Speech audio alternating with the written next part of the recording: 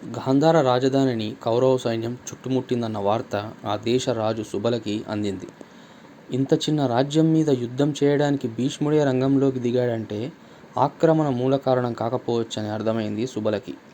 అసలు మ్యాటర్ ఏంటో తెలుసుకోవడానికి భీష్ముడిని సిట్టింగ్కి పిలిచాడు.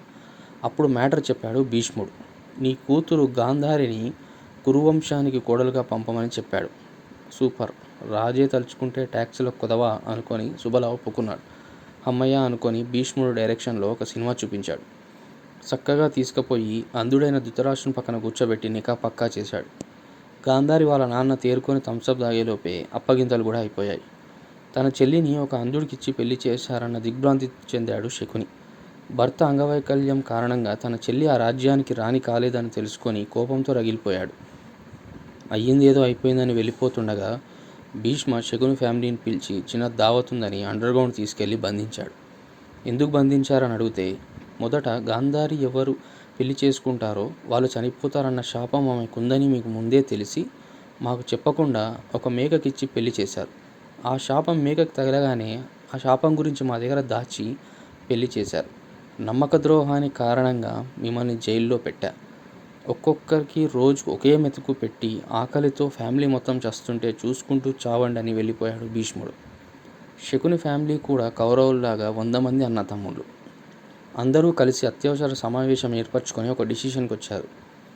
రోజుకి ఒక్కొక్కరికి ఒకే మెతుకు ఇస్తా అన్నాడు కాబట్టి మనలో తెలివిపరుడు, వ్యూహకర్త, పగ తీర్చుకోగలిగే సత్తా ఉన్నవాడు శకుని. కాబట్టి మనం అందరం చచ్చినా సరే శకుని బతకాలి అని వాళ్లకు పెట్టే మెతుకు శకునికిచ్చి బతికిస్తారు. అలా రోజుకి ఒకరు ఆకలితో చనిపోతుండడం శకుని చూస్తూ గుండెకోతతో బతుకుతుంటాడు. శకుని వాళ్ళ నాన్న చనిపోతూ, ఈ వేదన, పగ నీకు గుర్తుండాలంటే నీకు ఎప్పటికీ గుర్తుండే వైకల్యం అనే బాధ కలగాలి అని శకుని కాలు విరగొడతాడు. అలాగే తను చనిపోయాక తన ఎముకలతో పాచికలు తయారు చేసుకోమని, అవి నువ్వు ఎలా అనుకుంటే అలా తిరుగుతాయని చెప్పి చనిపోతాడు. ఇక ఆ పాచికలు చేసిన రచ్చ అంతా ఇంతా కాదు. కుటుంబాలు విడిపోయి, రాజ్యాలు కూలిపోయి, ప్రాణాలు పోయి, ఊరు చిన్నదిగా శ్మశానం పెద్దదిగా మారిపోయిన కురుక్షేత్ర సంగతి మనకు తెలిసిందే.